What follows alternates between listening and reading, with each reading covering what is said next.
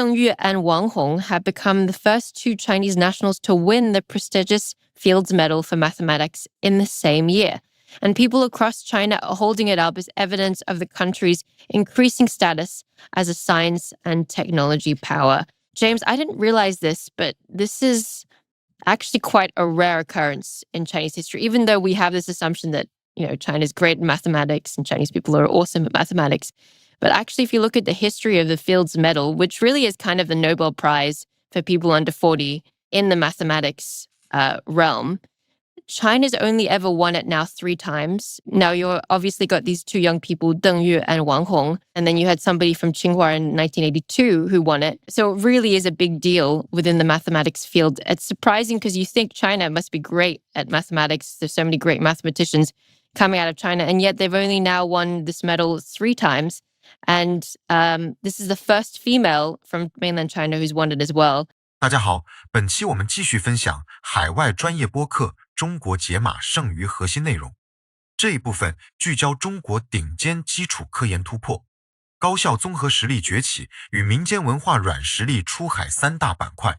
两位西方主持人客观评述邓宇、王虹同年斩获菲尔兹奖的历史性事件。解读这一奖项的行业含金量与本次突破的时代意义，同时结合权威榜单数据，分析国内高校全球排名逆势上涨的发展趋势。除此之外，节目结合多位海外来华博主真实探访经历，梳理近2年海外社交平台对华舆论的整体转变，从顶尖数理人才储备、国际学术奖项突破，延伸到地域饮食、城市多元文化对外传播，多维度完整展现当下中国综合国力的稳步提升。全部素材均来自海外媒体自主观察与公开数据，没有单方面宣传滤镜，能让我们站在第三方视角，看见外国人眼中真实的中国发展速度。下面我们一起来看看这段客观评述内容。Deng Yu and Wang Hong have become the first two Chinese nationals to win the prestigious Fields Medal for Mathematics in the same year. And people across China are holding it up as evidence of the country's increasing status as a science and technology power.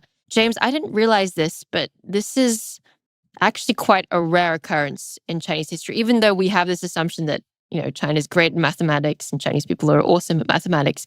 But actually, if you look at the history of the Fields Medal, which really is kind of the Nobel Prize for people under 40 in the mathematics realm, China's only ever won it now 3 times. Now, you've obviously got these two young people, Deng Yu and Wang Hong, and then you had somebody from Tsinghua in 1982 who won it. So it really is a big deal within the mathematics field. It's surprising because you think China must be great at mathematics. There's so many great mathematicians coming out of China, and yet they've only now won this medal 3 times.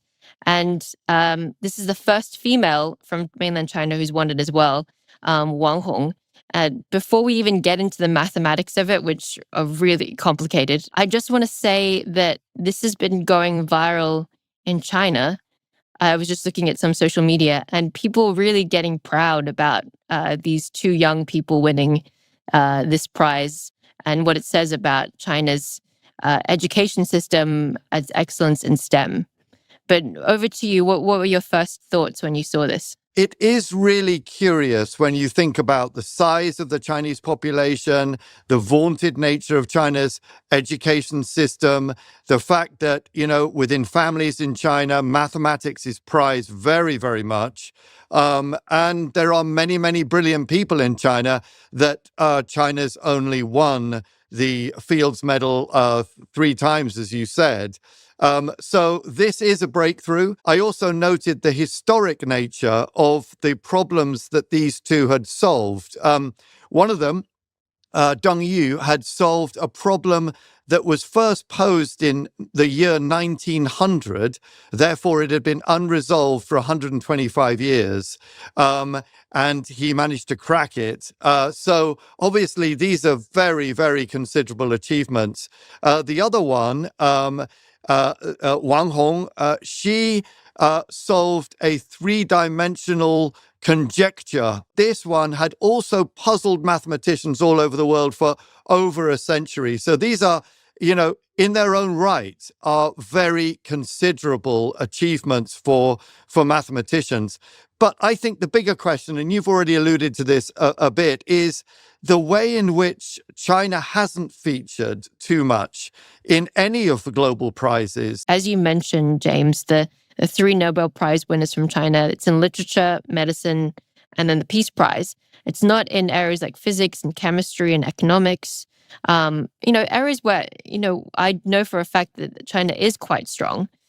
And it all links back to even the first story that we mentioned, AI, because if you look at the breakdown, and I've mentioned this many times before, of the top tier AI talents, and there's a couple of data sources for this around the world, the plurality, I think it's something close to 40%, is from China, mainland China.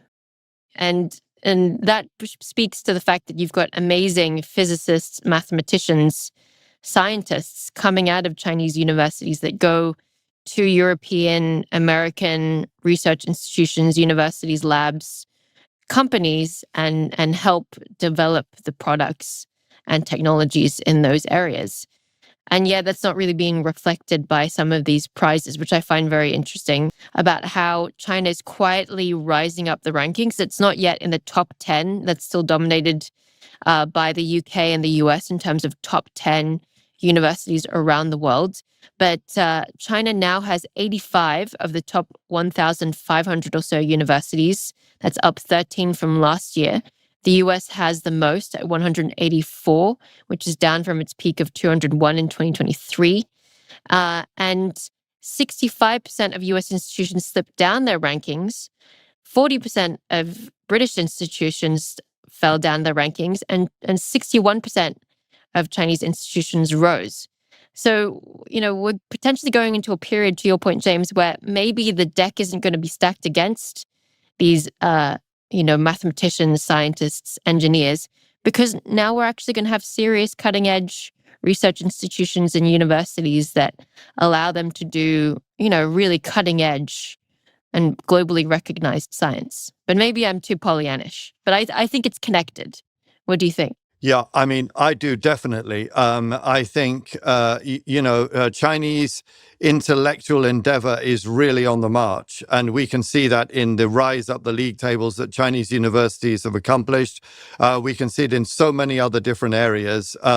So I wouldn't expect history to be any guide to the future when it comes to China's ability to win field medals or Nobel Prizes in the sciences, such as you've just mentioned. I think it's going to be very, very closely contested, with China maybe even taking the lion's share at some point in the future. Yeah, I think we're at this pivotal moment in history, and it really is across the board. And it just says that China has risen and is now on the march. Far-flung places of China, and really talk to locals, be it in Yunnan or Dongbei, or northeastern provinces of China. And you really show the authenticity of how people eat day to day. But I want to zoom out a little bit and think about social media, especially in the realm of Chinese content in the last couple of years. And what I sensed, and I want to see if you feel the same way, is that when iShowSpeed, this African-American kid, showed up in China, did a lot of live streaming with Chinese creators and people, that really kind of changed the narrative about China. And then all of a sudden you see a lot of content creation about traveling to China, uncovering the real China, China maxing. I'm living a very Chinese time of my life. The whole shade and narrative around China has shifted, I would say, on social media in the last 2 years. But you've been there for longer, over a decade. How has it evolved, and where do you see it going right now? It's definitely evolved. I think it was a perfect storm around the time that iShowSpeed came to China.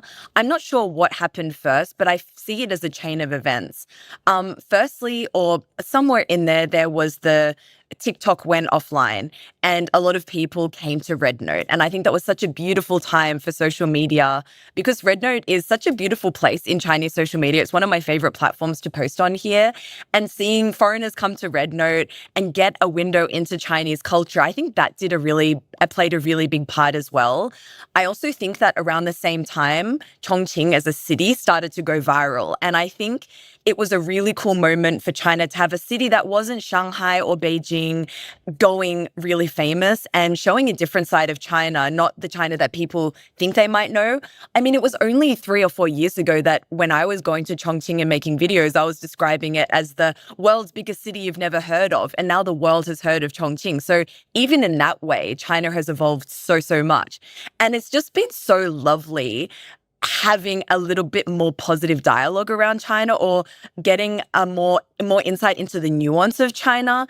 And that's been lovely to see as a creator who has been here for so long and has seen a lot of negativity in the past towards China. So I just think it's cool that people are coming here and seeing it for their own eyes. And I think that will continue to evolve, as now there's been a spark that's been ignited about China. And I think people are starting to interact more with Chinese culture, and I think that's really cool to see. Amy, you've said that that there is quite a distance in terms of the understanding of people abroad and what's going on in China. What would you say if you could give an example of like a food trend or a dish? And Guiyang is such a cool city, and it has such an incredible food culture, and it's really going viral in China. And in Shanghai, for example, it's the kind of the hottest food cuisine that you can be having right now, and it's characterized by being quite sour because geographically Guizhou province is very mountainous and there's not a lot of salt reserves in Guizhou province. So historically, people haven't been able to preserve their food through salt. They've had to resort to other means like pickling and fermentation. So as a result, to this day, Guizhou food is very sour, and I find it very addictive. You also have some of the best potatoes in China there. You have these beautiful hot pot dishes with sour soup fish, and it's one of my favorite cuisines. I'm going to say it, my favorite cuisine right now. And so I'm going to predict that the number of Michelin-starred restaurants in China, which stood at 99 in the latest edition of the Michelin Guide, which covers the year 2025, is going to rise sharply over the next 10 years. I think this is probably a pretty safe prediction, Alice, but I'm going to say that by 2035, there will be at least 200 restaurants in China that have at least one Michelin star. 看完下半段完整内容，能清晰感受到两位西方主持人面对中国全方位发展时的惊讶与认可。全篇最振奋人心的内容莫过于邓宇、王虹两位中国数学家同年拿下菲尔兹奖这件大事。菲尔兹奖被誉为数学界的诺贝尔奖，仅授予40周岁以下顶尖数学家，评选标准严苛。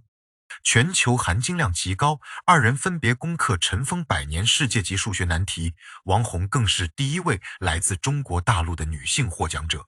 长期以来，西方主流顶尖学术奖项中，中国获奖者寥寥无几。这次双人同步获奖，是我国基础科研厚积薄发的标志性突破，也直观印证国内 STEM 教育青年顶尖数理人才培养体系已经收获实质性成果。节目给出的数据同样极具说服力，全球范围内接近40%顶级 AI 数理科研人才都来自中国大陆，无数优秀青年学子走出国门，奔赴全球顶尖实验室开展前沿研究，源源不断为世界科研体系输送优质人才储备。高校榜单的变化更是直观佐证发展速度，全球前1500所高校里，中国占据85个席位，超60%国内高校排名持续稳步上升。反观美英多数老牌院校排名持续下滑，国内科研硬件、学术交流平台持续完善，未来在物理、化学、计算机等领域斩获重磅国际奖项只是时间问题。硬实力之外，文化软实力的变化同样有目共睹。几年前，海外网络充斥大量片面、刻板的负面对华印象，如今大量外国博主亲自来华实地拍摄记录，重庆、昆明、贵阳等非一线特色城市走进全球视野，打破海外对中国单一固化认知。饮食文化作为民间交流最好的载体，也在持续向外传播。早年海外中餐几乎只有粤菜，川菜如今广泛普及，风味独特的贵州酸汤菜系也正在快速出圈。饮食背后承载的地域历史、民族多元文化正被越来越多外国人了解。主持人结合行业趋势做出预测，未来10年国内米其林星级餐厅数量将大幅增长，2035年1星及以上餐厅突破200家。饮食文化的全球吸引力只是缩影，背后是全球民众主动了解、贴近真实中国的意愿持续上涨。曾经西方同时掌握技术、奖项、国际舆论全部话语权，如今这套单一格局正在缓慢瓦解，基础科研持续产出重大成果，青年顶尖人才不断涌现，民间文化自然向外传播。不需要刻意造势，实实在在的发展成果自然会被全世界看见。这期上下2篇完整海外解读内容到这里就全部结束了。科技硬实力与文化软实力双向同步提升，共同构成大国稳步发展的完整途径。如果你觉得这份第三方客观解读有参考价值，欢迎点赞收藏。